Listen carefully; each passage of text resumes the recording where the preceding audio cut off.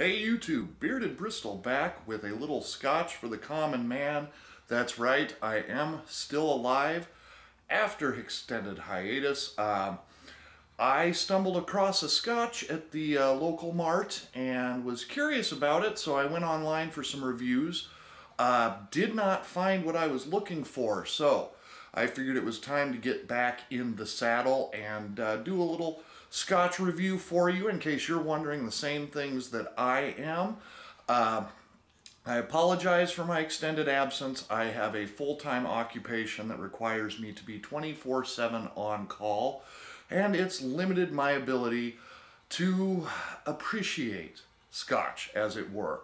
I still have a nip now and then, and have enjoyed some single malts and some blends alike, but wanted to tackle this here bad boy. And when I say bad boy, we are talking about Glengarry Loch Lomond Distillery, 175, and glass bottle, so you know we are dealing with the highest of high qualities. Aged 4 years in the finest oak barrels. It is a Highland blended Scotch whiskey, so I'm looking forward to this.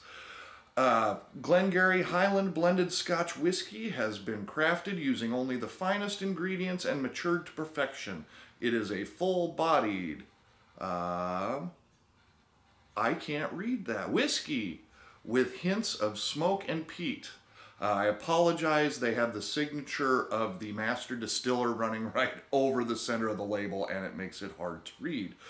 This is a 175. It is 40% alcohol by volume. I'm going to pop the cork here, shake it up so it gets good and, you know, fizzy for me. No, I'm kidding. I love the sound of a cork popping off, don't you?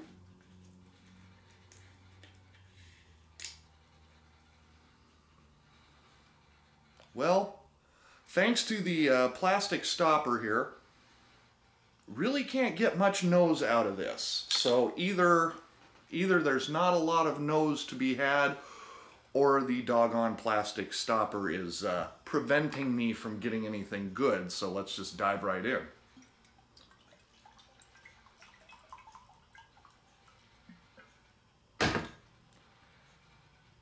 Gotta like a bottle that thunks when you set it down.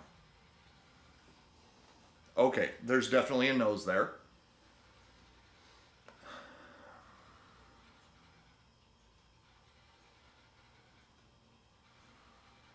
Little bit of just an intense alcohol nose to it right out of the gate.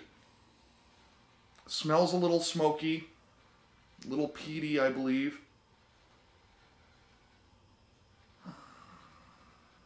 I'm going to just go with that. That is very ambiguous at this point, but hey, I've been out of the saddle on this for a while, so bear with me. So we'll take a sip. It does seem to coat the glass very well, and it's got a great, you know, kind of honey color to it. Not that that makes a whole lot of difference to many of you, but I like a scotch with a color to it. It makes me feel like I'm actually drinking something.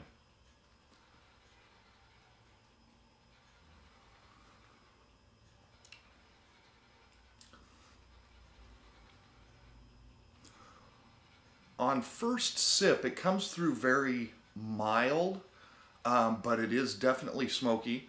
I've had smokier, certainly. Old Smuggler would be one that I would say has a good deal more of a smoky flavor to it. Yeah.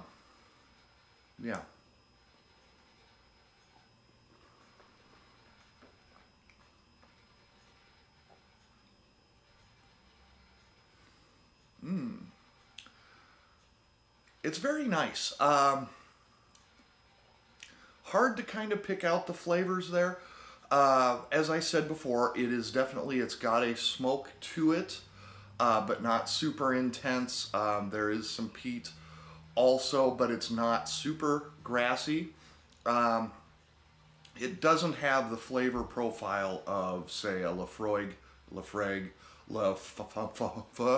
or you know, even an Old Smuggler from a blended standpoint. But it's nice. It's, even with the smokiness, it's still kind of mild, not offensive. I would definitely drink more of this and plan to. I did, after all, buy a 1.75.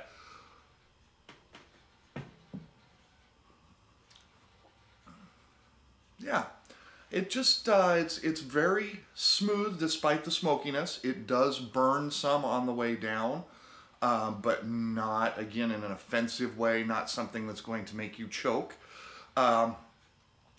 Probably not a great first Scotch for anyone, but if you have some sense, if you've done some tasting before and kind of know what you dig, this is a pretty solid Highland malt, or Highland blend, I apologize.